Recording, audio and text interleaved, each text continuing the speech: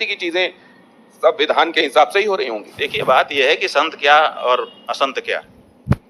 जो जिस गद्दी पे बैठा है उस गद्दी की अपनी मांग होती है। जो जहां पर बैठा है वो मुख्यमंत्री हैं इस समय।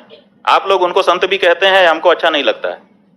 वो महंत और राजनेता दोनों एक साथ कोई नहीं हो सकता, न्याय नहीं कर पाएगा, इसलिए क्योंकि संत की जो गद्दी है उसकी अलग बात है और जो राजनेता की गद्दी है, मुख्यमंत्री की गद्दी है, उसकी एक अलग बात है, उसकी अपनी मांग है। देखिए, हम हिंदू हैं, हम हिंदू धर्म के अनुसार रहेंगे, हमको छूट है, लेकिन हम जब राजा बन जाएंगे तब हम सबके बाप हो जाएंगे, सबके पिता, पालक, सबके प्रति हमारे समान भाव होंगे, तब हिंदू मुस्लिम हमको नहीं दिखेगा। तो दोनों की अपनी प्रकृति है। तो आप विरुद्ध प्रकृति की दो गद्दियों पर एक साथ कैसे बैठ सकते हो?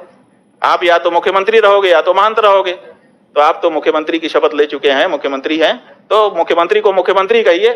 जब वो मुख्यमंत्री पद से हट करके गद्दी पे जाएंगे तब हमको उनको गद्दी वाला मानेंगे, तब उनके साथ संत का व्यवहार करेंगे। तो स्वामी जी, क्या शास्त्रों में और संविधान में विरोधाभास है, मतैक्य नहीं है, और इसलिए तो ये विरोधाभास तो फिर हमेशा रहेगा? क्या विरोधाभास है? आप कह रहे हैं कि जो संविधान की गद्दी में बैठा हुआ है, हाँ, वो शास्त्र के हिसाब से होने वाली गद्दी में नहीं हो सकता, और जो शास्त्र वाली गद्दी में बैठा हुआ है वो संविधान वाली गद्दी में नहीं हो सकता। ठीक है। मतलब क्या इनमें विरोधाभास है क्या, शास्त्र में और संविधान में? बिल्कुल विरोधाभास है। धर्म शास्त्र की अपनी मर्यादा है, उसके काम करने का अलग तरीका है। तो और शास्त्र को मानने वाले होंगे वो संविधान के हिसाब से नहीं चल सकते, और जो संविधान को मानने वाले होंगे क्या वो शास्त्र के हिसाब से नहीं चल सकते? देखिए, संविधान के मानने वाले शास्त्र के अनुसार कहाँ चल रहे हैं? आपको समान नागरिक संहिता क्यों बनाने की जरूरत पड़ रही है, बताओ? अगर शास्त्र और संविधान दोनों साथ साथ चल सकते हैं तो आप समान नागरिक संहिता के बारे में क्यों लंबे समय से सोच रहे हो, क्यों उसकी बात करते हो? समान नागरिक संहिता बनानी ही इसलिए पड़ रही है क्योंकि धर्म अलग रास्ते जा रहा है। और देखिए, धर्म जो है वो लोक के साथ परलोक को भी सोचता है, और संविधान में परलोक की कोई व्यवस्था नहीं है। कैसे हमारी आवश्यकताओं की पूर्ति वो करेगा संविधान? इसीलिए धर्म को छोड़ करके हम कैसे संविधान पर पूरी तरह से अवलंबित हो सकते हैं? उसमें परलोक की कहाँ चर्चा है, बताइए? वो केवल लोक के बारे में व्यवस्था बताता है, और हमारा धर्म वो लोक और परलोक दोनों को सुधारने की बात करता है। अंतर है दोनों में। तो जो भारतीय नागरिक है और शास्त्र में सनातन धर्मी भी है, वो क्या करे? वो संविधान को माने कि शास्त्र को माने? शास्त्र को मानना होगा, क्योंकि शास्त्र लोक परलोक दोनों की चर्चा करता है, और हमारा जो जीवन है उसमें लोक परलोक दोनों समाहित हैं।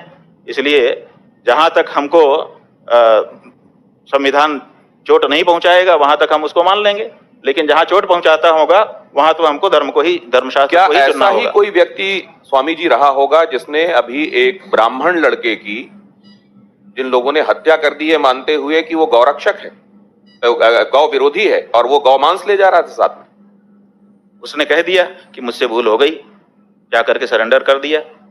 आपका जो संविधान कानून बना है उसको भोगने के लिए तैयार है। आप क्या चाहते हैं इससे ज्यादा? आपकी पुलिस को मशक्कत भी नहीं करनी पड़ी, बहुत सारी टीमें भी नहीं बनानी पड़ी।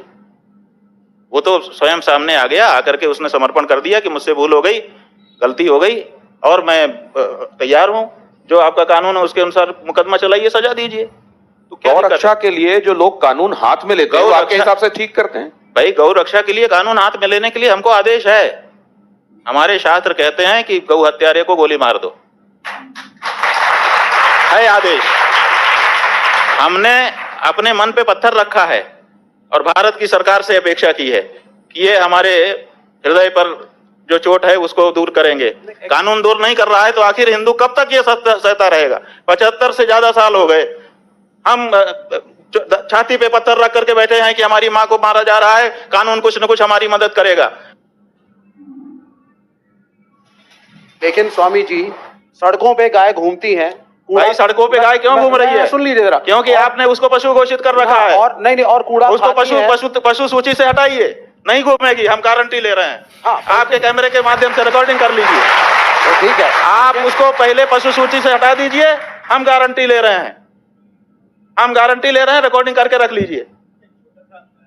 लेकिन आप उसको पशु सूची से हटाइए। प्रेम कुमार जी को एक बार ले आऊं, उसके बाद अपनी जैसी आप एक्स्ट्रा कॉन्स्टिट्यूशनल नहीं हो जाएगा अगर हर नागरिक, हर धर्म, आप तो हिंदू धर्म के हर नागरिक नहीं, बहुमत।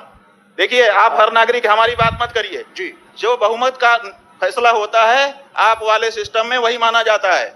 जिसके पास एक ज्यादा वोट आ जाएगा वो लाखों वोटों को व्यर्थ बना करके स्वयं जीत जाएगा। लेकिन कॉन्स्टिट्यूशन कॉन्स्टिट्यूशन क्या है? बहुमत ही तो कॉन्स्टिट्यूशन है। पुलिस- बहुमत अगर होगा कॉन्स्टिट्यूशन बदल दोगे आप। लेकिन गौरक्षक दल अगर कॉन्स्टिट्यूशन बदलने के लिए 400 पार की बात करी जा रही थी ना। आपके पास बहुमत हो, कॉन्स्टिट्यूशन भी बदल लीजिए। आपने 100 बार से ज्यादा बदल लिया है कॉन्स्टिट्यूशन को ये बहुमत के कारण।